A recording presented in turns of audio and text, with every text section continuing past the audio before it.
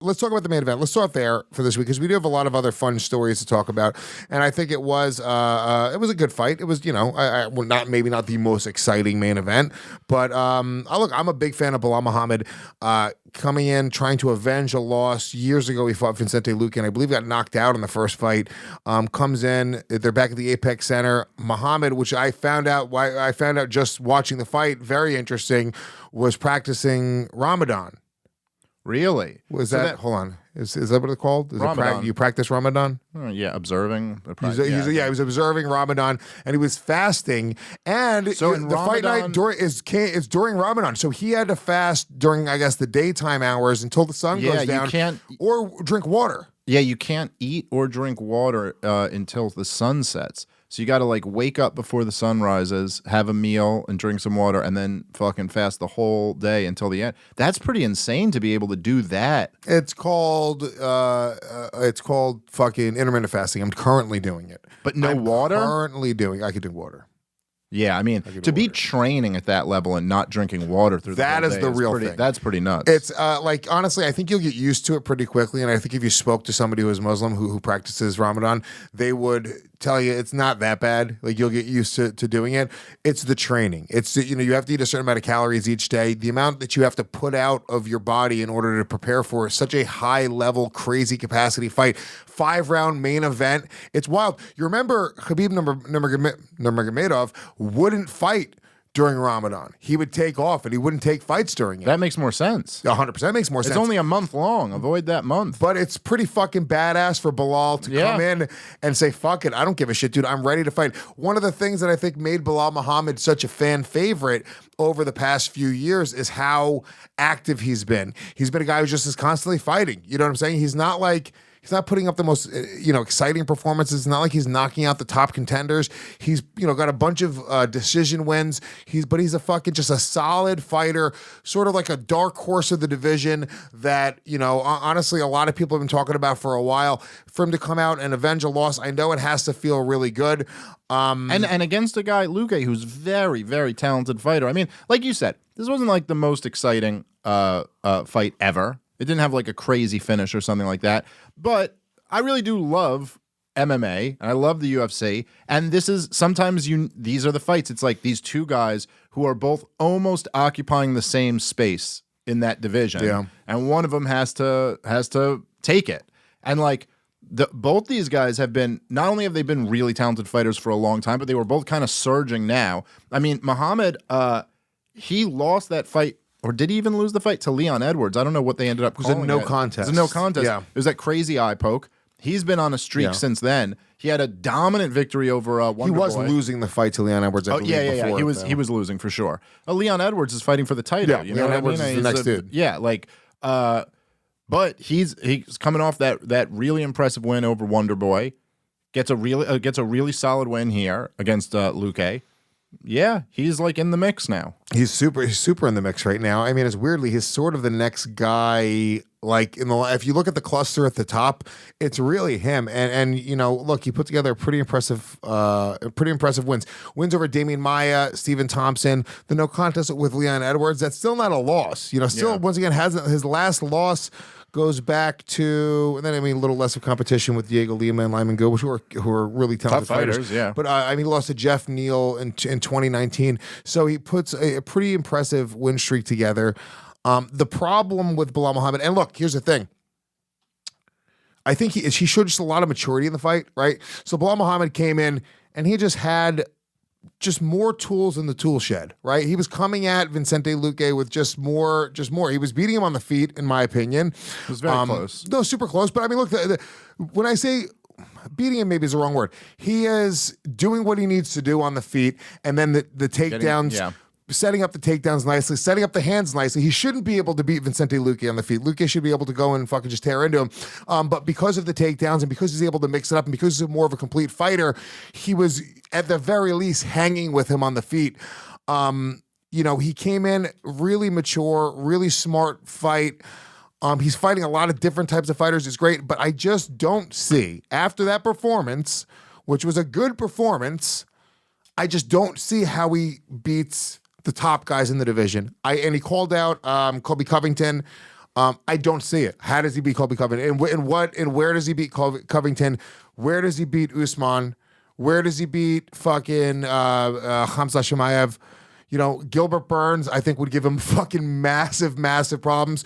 It's a weird position. Belal Muhammad's in a crazy division right now. Welterweight is as good as it's ever been. This is a crazy division right now. It's always been a very good division. And Belal Muhammad is sort of in a weird place because I don't think he's going to be able to beat those guys. And he's got to, what else do you do when you're there, right? Now you're cracking the top 5. You can't go and take more tune-up fights. You're just there. Yeah, I think that's pretty much it. You're in a situation right now where you have the division is, first of all, right now you have Usman, who's the number 1 pound-for-pound fighter in the world, who's the champion in that division. He's kind of head and shoulders above everybody else in that division right now. We'll see if someone can prove us wrong, but that's the state right now. Then you have this guy, Khamzat, who's like the new fucking force on the scene. Can you say it with a T at the end? Khamzat. Yeah. You always say it with a D. You say Khamzat. You said Khamzat. No, I didn't. It's Khamzat. Okay, it's Khamzat. Okay, I'm stupid. Sorry. Anyway, he's like the new guy here, right? Who's undefeated and now is probably going to fight for the title coming up soon. You got Leon Edwards, who's incredible. Gilbert Burns, who just gave Khamzat a real great fight. These guys, and of course Colby, who's there. These guys are like on a different level than everyone else. Even all the guys you were just naming that Muhammad fought, where you're like, yeah, there's talent. All those guys are fucking talented fighters. But yeah, dude, this is a whole... Now he's up to the wall where there's no one left except the monsters. Yeah. So what do? You go fight one of these monsters, fine. I'm sure that's what he wants to do. He wants to go get a shot at one of them. I think he could probably get one of them. Gilbert Burns should be the fight, probably. Maybe Masvidal. Gil's coming off a loss. Masvidal is almost in a little bit of a weird spot where he's kind of below that animal list now and above everybody else in the division. Well, this is also a unique thing as well when you have a guy that's coming up who's surging, right? Multiple fights in a row, wins, right? Who gets to this level. They don't usually give him a guy who lost. It's true. So they don't usually give him Masvidal. They don't usually give him Gilbert Burns. But to be honest with you, I think you almost have to. Like, what else do you do? To be honest with you, as you say it, Masvidal's the fight that he should be sort of angling for, right? Masvidal's a guy who's coming off of a couple losses right now. I think he once again, a more complete fighter than Masvidal. I think Masvidal... I mean, yeah, dude, not for nothing. If Masvidal and Luque fought, I don't know who the fuck would win that fight. That'd be a crazy fight. That's a crazy stylistic fight. I think Masvidal's probably the favorite in it, but it's not like Luque doesn't have a shot. No. And to be honest with you, I think it's only weirdly because he's more popular and just ranked a little bit higher. But I don't know who wins that fight. So Belal Muhammad, I think, could beat Masvidal. Would Masvidal give Belal the shine? I don't think so. Masvidal at this point is in a weird point in his career where he's almost like a Diaz brother or like a Conor and not as famous as those guys, but he's a massive star who's got a handful of fights left in his career. He's not going to win the title. The only thing, if I'm Masvidal, I'm just taking super fights at 155, 170, 185 even. You get some it's just hard. It's hard. In the Anderson Silva style fight, right? Well, it's hard to say. It's a weird thing that happens sometimes in the UFC, especially when guys really blow up and get famous, right? Because Masvidal, I heard people saying when he fought Colby Covington, they're like, oh, he really looked bad. Like, he just fucking, I don't think he has it anymore. And it's like, no, Colby Covington makes you look bad. That's how you look when you fight a Colby Covington. It's like, yeah, he couldn't get anything off. You know what I mean? It's like, yeah, the guy's holding you down for the whole fight. It looks bad, but that's also because he's fighting the number 1 guy in the world. Then he got knocked out by the number 1 pound for pound fighter in the world. So it's not like he's not losing to chumps here. He's losing to the absolute best.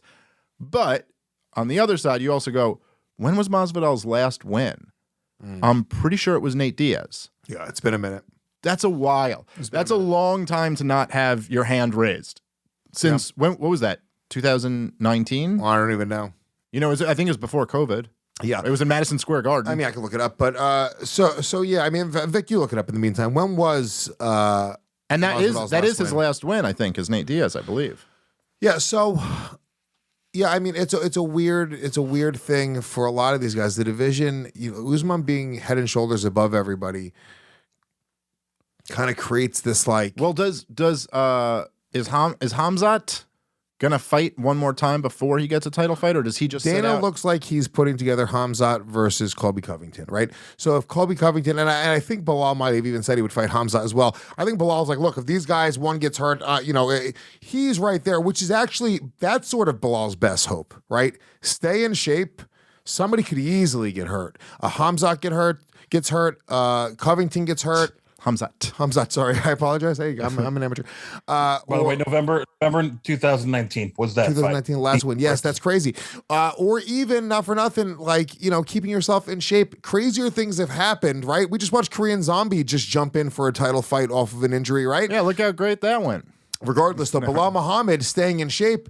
If Leon Edwards gets hurt, or if fucking Usman gets hurt, right, has to pull out, and that Hamzat versus, he's a guy who could fill that spot. He could easily fill that spot. So that's sort of the best case scenario for him, is to sort of be in shape and be ready, and fucking put me in coach, take advantage of that opportunity. Otherwise, I think he has to fight a guy who's coming off a loss. I think Gil Burns will starch him.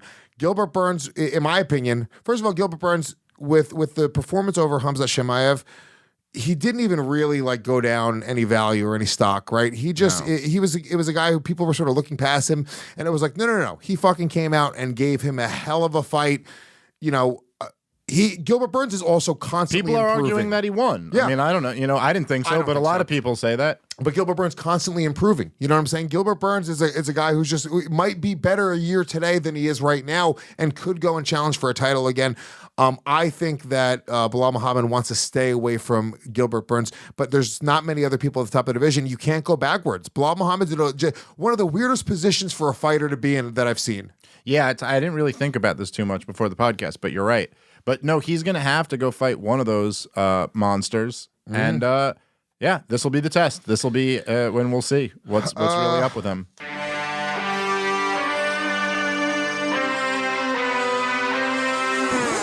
Yo! Oh my God!